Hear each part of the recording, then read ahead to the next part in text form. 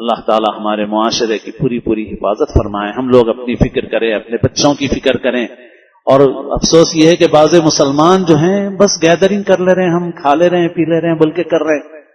یاد رکھیے قطعاً حرام ہے، یہ جائز نہیں ہے آپ کے لیے. آپ فساق فجار، میں اس سے پہلے بھی عرض کر چکا ہوں کہ آپ اس وقت چاہے جائز کام کر رہے ہوں، خالی کھا پی رہے ہوں، لیکن آپ نے اپنا کنیکشن، رشتہ پوری دنیا کے ان لوگوں کے ساتھ جوڑا ہے جو آدھی رات تک شراب پی رہے ہیں اور بدکاریاں کر رہے ہیں. آپ کا پیوند ان سے جڑ گیا ہے. آپ اپنا پیوند ان سے مت جڑنے دیجیے. آپ کمرہ بند کر کے، گھر بند کر کے سو جائیے استغفار پڑھ کے.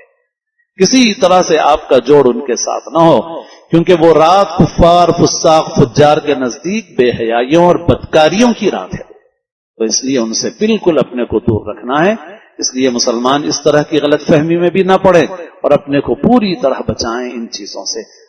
ہم اللہ کی مدد کیسے حاصل کریں گے جو ہمارے اختیار میں، ہم اس پہ عمل نہیں کرتے، دوسروں کو برا بھلا کہتے ہیں. فعل بد تو خود کریں، لعنت کریں شیطان پر.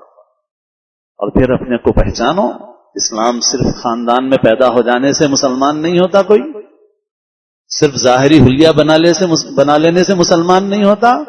اللہ پر ایمان، اللہ اور اس کے رسول صلی اللہ علیہ وسلم کی غالب محبت، اور فساق اور فجار سے کراہیت اور نفرت، اور آخرت کی فکر، آخرت کی تیاری، یہ ہے مسلمان کا امتیاز. اسی سے مسلمان بنتا ہے. یہ بنیاد نہیں ہے تو پھر اعمال کی کیا قیمت ہے؟ اعمال کی کوئی اہمیت اور قیمت نہیں. اللہ کے رسول صلی اللہ علیہ وسلم نے خطبہ حجۃ الوداع میں فرمایا: الا کل شیء من امر الجاہلیۃ تحت قدمی موضوع، کہ جاہلیت کی ہر چیز میں نے اپنے پیروں تلے روند دی. لباس میں، رہن سہن میں، پوشاک میں، کھانے پینے میں بھی حضور نے اپنا طریقہ دیا اور اس طریقے کو اختیار کرنے کی تاکید فرمائی. تو بہرحال افسوس ہے کہ مسلمان جس کو اپنی تہذیب، اپنے دین، اپنے کلچر کی حفاظت میں سب سے زیادہ محتاط اور چوکنا ہونا چاہیے، وہ آج ایسا غافل ہو گیا کہ 31 دسمبر کو مسلمانوں کے محلے میں طوفان بدتمیزی مچا ہوا ہے. اللہ کی کھلی کھلی نافرمانیاں ہو رہی ہیں. اور یاد رکھو جب گناہ علانیہ کھلم کھلا کیے جاتے ہیں تو یہ اللہ کے غضب کو دعوت دیتے ہیں.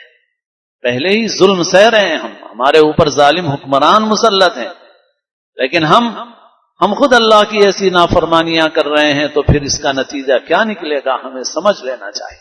اور طرح طرح کی خرابیاں مسلمانوں میں، نوجوانوں میں بہت عام ہو گئی ہیں.